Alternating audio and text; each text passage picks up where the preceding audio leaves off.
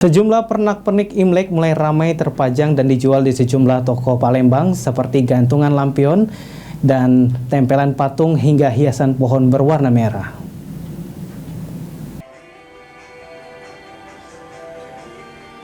Meski perayaan Imlek masih 3 pekan lagi, keramaian pernak-pernik Tahun Baru Cina mulai terasa.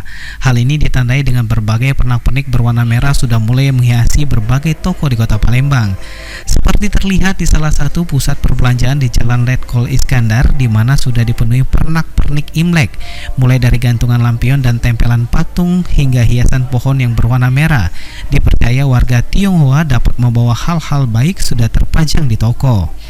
Diakui merchandise operation JM Plaza Ria Apriani, penjualan pernak-pernik meningkat 50% di 2 minggu terakhir dengan pembeli mayoritas masyarakat Tionghoa.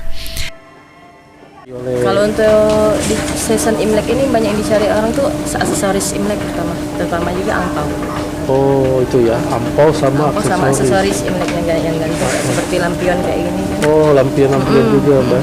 Itu di harga berapa Mbak kalau kayak? Harganya mulai dari kisaran harga 5.000-an kan. Oh 6.000 iya. Mbak.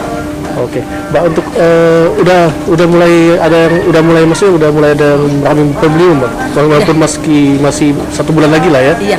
Oh udah. 2 minggu. Udah 2 minggu ini Mbak. Iya. Mungkin rata-rata aja Mbak, persentasenya selama 2 minggu udah ada peningkatan. Kurang lebih sih 50% ada mengalami. Untuk produk yang dijual sendiri harganya cukup terjangkau, mulai dari Rp5.000 untuk ampau dan aksesoris hingga Rp1 juta untuk gantungan lampion. Aji Delia, PAL TV.